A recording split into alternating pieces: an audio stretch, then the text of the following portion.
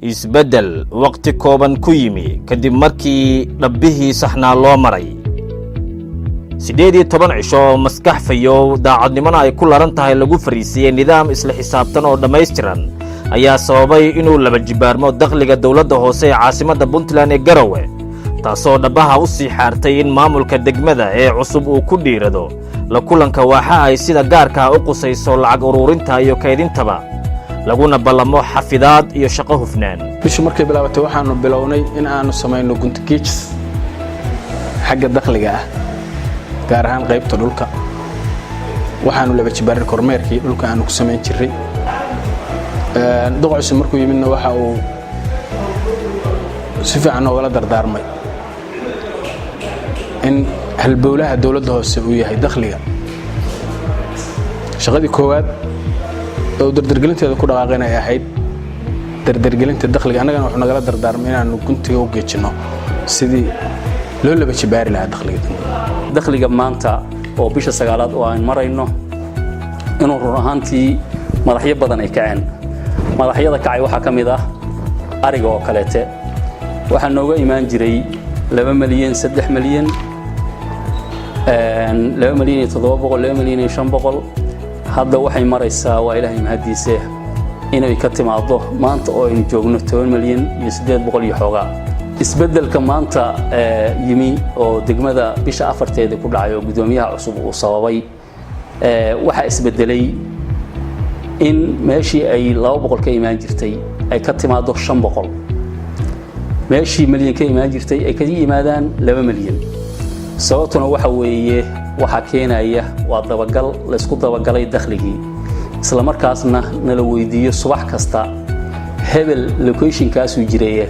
xusoo xareey hebel muxuu u bannaan yahay meeshiisii iyo hebel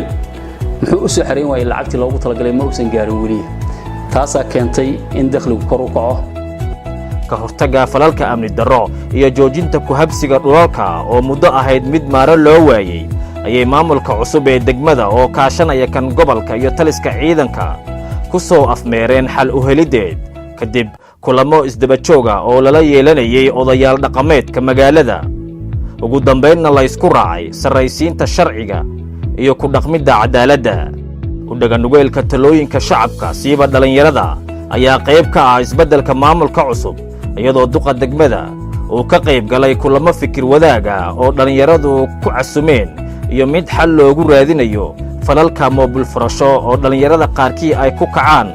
kulamadaas oo dhammaan ay soo abaabuleen waxgarad dhalinyaro ah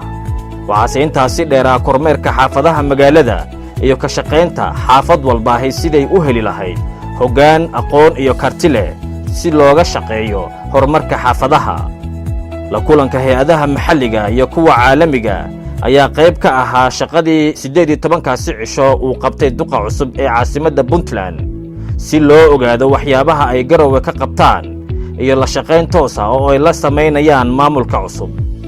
daafurka 4 wado oo laami ah sameyntood iyo caasimadda oo markii ugu horeysay yeelanaysa boostejooyin lagu sugo gaadiidka dadweynaha si looga gudbo ciriiriga ka dhasha meelaha ay sida sharci darrada u istaagaan gawaarida taasoo mararka qaar caqabado keenta waa shaqooyinkii ugu dambeeyay ee uu qabtay duqa degmada Garowe mudane Axmed Barre oo kaashanaya ku-xigeenkiisa iyo xogayaha degmada hadafka hoggaanka cusub ee dawladda hoose ee Garowe waa dakhliga weli kor loo sii qaadaa iyo shaqaalaha dib u habeyn lagu sameeyaa si looga hortago musuqa shacabkuna u arkaan isbeddel amni bilic iyo horumar oo loogu bedelay canshuurtii laga qaaday